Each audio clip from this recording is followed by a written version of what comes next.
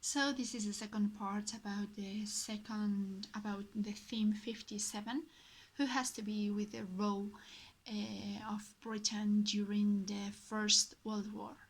So Britain was the first European, sorry, the first, sorry, the First World War was the first European war for a century for Britain. So this country was completely unprepared for the destructive power of modern weapons as the machine gun, the tank and the submarine. At first, Germany defeated the Allies, France and Britain, but after a heavy loss in Jutland in 1916, decided not to do so anymore.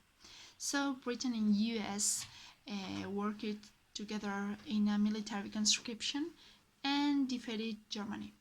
Britain had an army of 5 million men, and 750,000 had died and 2 million were wounded. So now let's move ahead to the situation after the First World War in Britain. So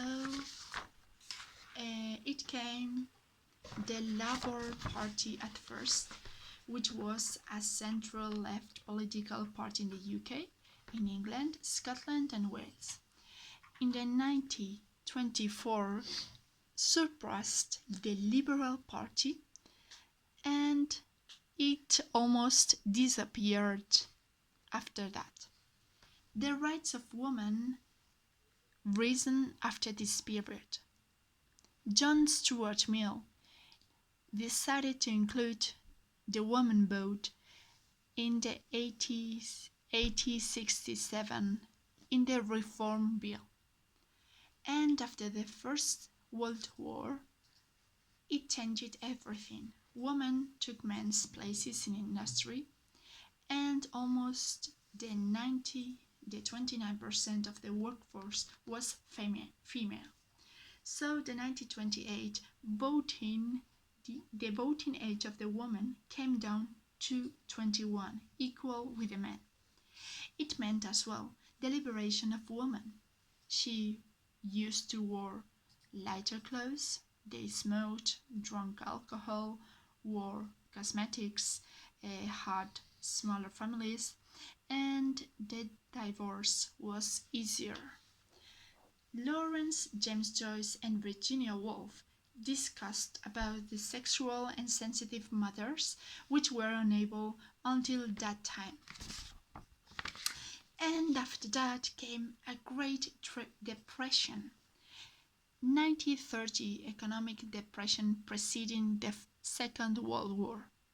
It started on the 29th and lasted until the late 30s, early 40s. It was originated in the US, starting in the stock market crash of the October the 29th.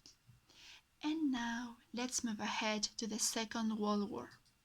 The Second World War was a military conflict between the 1939 and 1945 between the Allies and the Axis. More than 100 million people were mobilized. It was the state of total war, where major participants placed their economic, industrial, and scientific capabilities at the service of the war effort. Over 70 million people were killed, making it the deadliest conflict in human history. There was a League of Nations during the 20s, which failed to prevent the invasion of Czechoslovakia and Poland at the hands of Germany in 1939, and the invasion of France during the 40s. The war became worldwide when Germany attacked the Soviet Union and Japan attacked the United States at Pearl Harbor unexpectedly. So, the 1945, the war ended in a victory for the Allies. Soviet Union and the United States emerged as world superpowers, setting the stage for the Cold War, which lasted for almost 50 years. The United Nations was formed in the hope of preventing another world conflict. Britain's control over his empire was getting lost. There was a nationalism which was growing in India and Egypt. So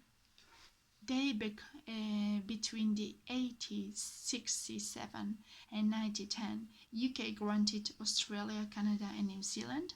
So they became members of the Commonwealth, and they were almost all independent.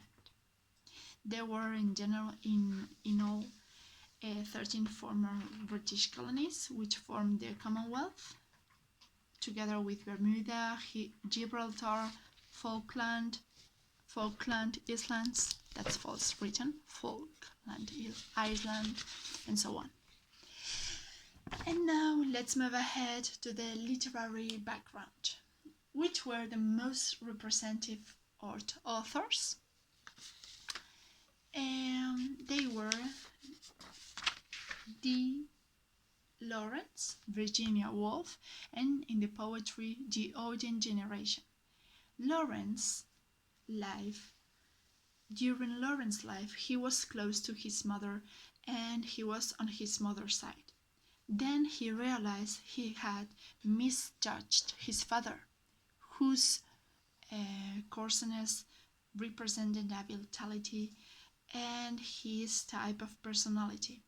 He studied at the Nottingham University College and he got the teacher's certificate. His style was naturalistic and he was a poet of realism and myth. The myth talked about the man's condition, which was trapped between nature and culture. He shared an apocalyptic sense of decadence and a cultural disintegration as well, fostered by general crisis of this period. The human relationships, he meant that the human relationships were relations between men and women. His works are, during the early novels, White Peacock and The Trespasser. His masterpieces were The Rainbow, where marriage is a struggle, Woman in Love, which deals with the search of an educated relationship, and it shows the sense of the English provincial life. And yeah, he talked as well about instinct versus intellect, relationship between man and woman, and the impact of the modern industrial civilization on human sensibility. And the light novels, and his most known masterpiece was the Lady Chantilly. Lady Chantilly Lover was a romance between Constance and her lover. It shows a profound point of view of the woman, and it was a symptom that epochs are changing. 40 years during 40 years was forbidden, and yeah, it shows us the point of view of the woman, her feelings, which were quite explicit. So now let's move ahead to the Virginia Woolf style. Virginia Woolf. Her life was that her father was a quite renowned literary critic, and she started very soon to write. She talked and she wrote about the female identity as well as the female condition, and she was in a group which was called the Bloomsbury Group. Her style was the scale exponent, the scaled exponent of the stream of consciousness technique, which explored problems of personal identity, personal relationships, and the significance of the time change and the human personality. One of her novels was The Voyage Out, 1915, which was a clever written description. And that was all. Thank you very much.